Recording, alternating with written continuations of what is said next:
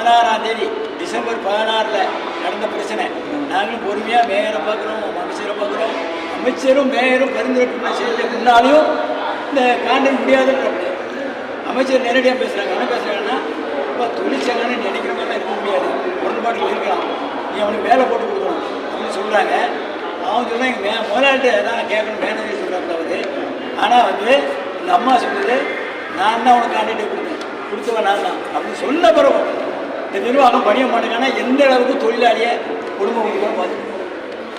இவங்களுக்கு இந்த நிர்வாகம் வந்து ஒப்பந்த நிர்வாகம் அரசாணை 62/2017 படி ஒரு நாளைக்கு 671 ரூபா சம்பளம் கொடுக்கணும். ஆனால் அதை கொடுக்கல. அப்புறம் மாவட்ட ஆட்சியர் ஒரு குறைந்தபட்ச சம்பளம் கொடுக்காரு, அதையும் கொடுக்கல. ஒரு தொகுப்பூதியமாக கொடுத்துட்டு இருந்தாங்க. இப்போ மாவட்ட ஆட்சி சம்பளத்தையாவது முதல்ல கொடுங்கன்னு சொல்லியிருக்கோம்.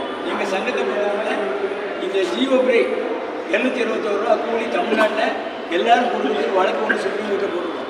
அந்த வழக்கு ஆனால் தமிழ்நாடு அரசாங்கம், இந்திய அரசாங்கம் சரி, இந்த திமுக அரசாங்கம் சரி, இந்த ஜீவோவை அமல்படுத்தவே இல்லை. ஆனால் ஒரு கொத்தடிமை மாதிரி இவங்க வேலை பார்த்துட்டு இருக்காங்க. ஆனால் வேலை நடையிலையும் உபகரணங்கள் கூட கொடுக்குறதில்ல, கையால் அழுறாங்க, குப்பையை அசிங்கத்தெல்லாம் அழுறாங்க. அந்த கையோடு கொடுக்கணும் ரூல் இருக்குது ஒப்பந்தத்தில் கொடுக்கு. அதே மாதிரி காலனி கொடுக்கணும், அதே மாதிரி வந்து யூனிஃபார்ம் கொடுக்கணும். எதுவுமே அவங்க செய்கிறது இல்லை. இந்த விஷயங்கள நம்ம போராடிக்கிட்டு இருந்தோம். இதில் வந்து என்னென்னா நிர்வாகம் வந்து தேர்ந்தெடுக்கப்பட்ட மாமன்ற மேயர் இருக்குது. மேயர் வந்து தேர்ந்தெடுக்கப்பட்டு மக்கள்கிட்ட ஓட்டு வாங்கினவர் எங்களுக்காக வந்து பேசணும். ஆனால் கான்ட்ராக்டுக்காரன் சரி எல்லா விஷயத்தையும் தப்பு பண்ணுறாங்க. கிட்டத்தட்ட வந்து அவன் வந்து இந்த ஊதியத்தை பட்டினி கொடுக்குற ஊதியத்தில் ஒரு தொழிலாட்ட மாதக்குள்ள 100 ரூபாய் இருக்குது. சிலருக்கு கூலியே போடுறதில்லை.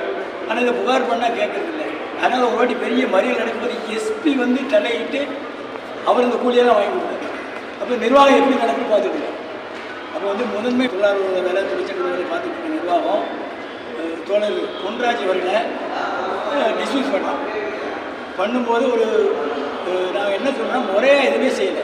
முன்னறிய புதரில் விசாரணை நடத்தலை. இது சட்ட விரோதம், சர்வாதிகாரம் அப்படின்றதுனால நாங்கள் வந்து ஒரு ஆரம்பித்த கோரிக்கையை வந்து முன் வச்சு இந்த காத்திருப்பாடு நடத்தணும். அதில் வந்து போலீஸ் அதிகாரிகள், லேபர் அதிகாரிகள், அதுபோக நிர்வாக அதிகாரிகள் இவளை வந்து கலந்துக்கிட்டாங்க. இப்போ என்ன முடிவாயிருக்குன்னா, ஒன்று முதல்ல பொன்ராஜ் சங்க தலைவர் அவருடைய பணி நீக்க உத்தரவை வாபஸ் ஒத்துக்கிட்டு இருக்காங்க. ரெண்டாவது கலெக்டர் கொடுத்த வேஜ் இல்லை, அது வந்து ஜூலையிலே அவர் வெளியிட்டுட்டார் மினிமம் வேஜ். அந்த மினிமம் வேஜை தரணும் அப்படின்னு இருக்கோம். அதையும் வந்து நாங்கள் நடைமுறைப்படுத்தணும் அப்படின்னு சொல்லி ஒத்துக்கிட்டோம். சார் மிரட்டுறான்னு சொல்கிறாங்களா சார்? யார் உங்களை மிரட்டுறாங்க? என்ன பண்ணுவாங்கன்னா, சைடு போனால் வேலைக்கு தர மாட்டாங்க,